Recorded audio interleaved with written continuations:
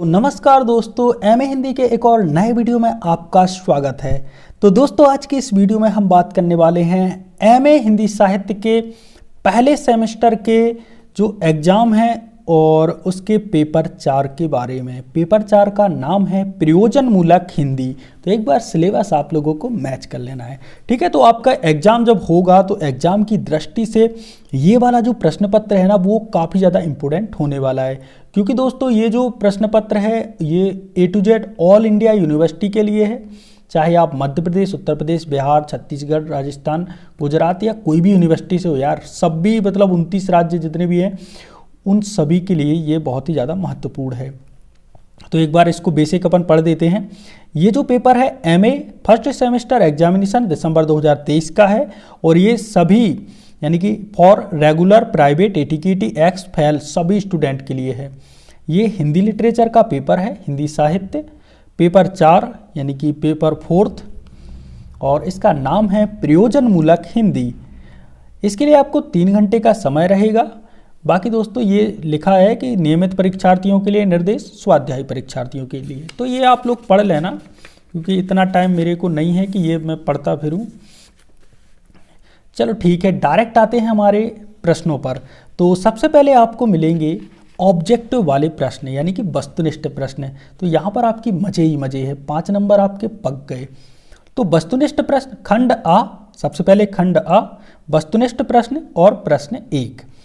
प्रश्न 1 का पहला प्रश्न, कार्यालयीन कामकाज में किसी पत्र की रूपरेखा या मसौदा बनाना क्या कहलाता है?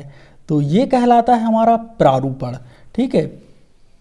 दूसरा प्रश्न, भत्ता का अंग्रेजी शब्द क्या है? तो भत्ता को अंग्रेजी में कहते हैं अलाउंस। अलाउंस मतलब मेरे से जो भी है बोलते, एक प्रकार से अपन अंग्रेज थोड़ी है यार। तीसरा प्रश्न, अधिसूचना का प्रकाशन किया जाता है। तो अधिसूचना का प्रकाशन कार्यालय में। चौथा, वीडीयू का फुल फॉर्म यानी कि अर्थ क्या है? Visual display unit. वीडियो मतलब विजुअल डिस्प्ले यूनिट।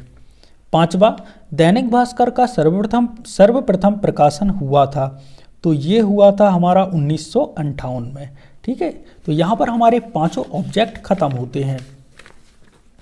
खंड आ के बाद आता है खंड वा। इसमें रहेंगे लघु उत्तरीय प्रश्न।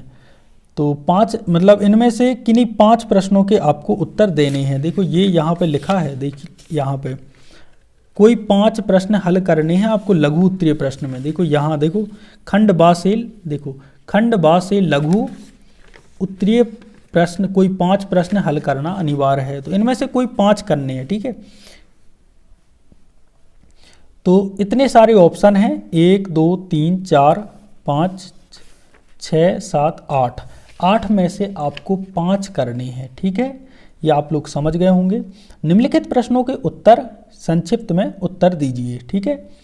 प्रश्न 2, पल्लवन से आप क्या समझते हैं? पल्लवन करते समय किन बातों पर ध्यान आकृष्ट करना चाहिए? प्रश्न 3, सृजनात्मक भाषा पर संक्षिप्त टिप्पणी लिखिए। नंबर 4, पारिभाषिक शब्दावली किसे कहते हैं? संक्षेप में समझाइए। नंबर 5, निम्नलिखित शब्दों के अंग्रेजी शब्द लिखिए। जैसे इसमें 5 शब्द दिए गए हैं, इनके अंग्रेजी शब्द लिखने हैं। वैज्ञानिक, अनुवादक, कुलपति, प्रबंधक,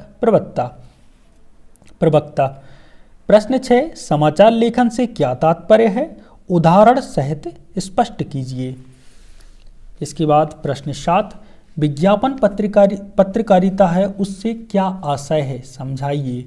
प्रश्न 8, साक्षात्कार लेने के पूर्व पत्रकार को क्या क्या तैयारियां करनी चाहिए? लिखिए। प्रश्न 9, पत्रकारिता के प्रकार समझाइए। तो यहाँ पे हमारा खंड वा जिसमें लघु उत्तरीय प्रश्न है वो समाप्त होते हैं और इनमें से आपको केवल 5 प्रश्नों को ही करना है। अब आते हैं हमारे आखिरी खंड जो कि है खंड सा। इसमें है दीर्घ उत्तरीय प्रश्न, जिसमें हर प्रश्न पर आपको अथवा वाला ऑप्शन भी दिया गया है। तो ये एक अच्छी बात है, क्योंकि अथवा रहता है तो आपको 2 में से कोई एक अच्छा बनेगा तो उसको आप लिख दोगे। प्रश्न 10, कार्यालयीन पत्र लेखन क्या है? कार्यालय में प्रयुक्त आदेश या परिपत्र का उदाहरण लिखिए या इसके अथवा में राजभाषा की प्रगति और भविष्य की समीक्षा कीजिए। प्रश्न 11, परिभाषिक शब्दावली का स्वरूप और महत्व बताते हुए निर्माण के सिद्धांतों का विवेचन कीजिए। यदि ये नहीं बनता तो इसके अथवा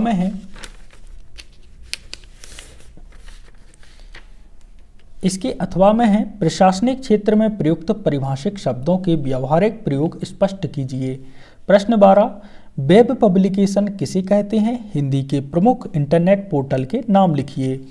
या इसके अथवा में ईमेल की कार्यप्रणाली और विशेषताओं को स्पष्ट कीजिए।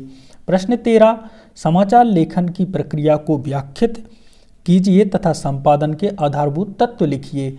या इसके अथवा में पृष्ठ सज्जा पर टिप्पणी कीजिए। प्रश्न 14 और ये आखिरी प्रश्न है, पृष्ठ सज्जा से क्या तात्पर्य है? व्यावहारिक प्रूफ शोधन के बारे में बताइए।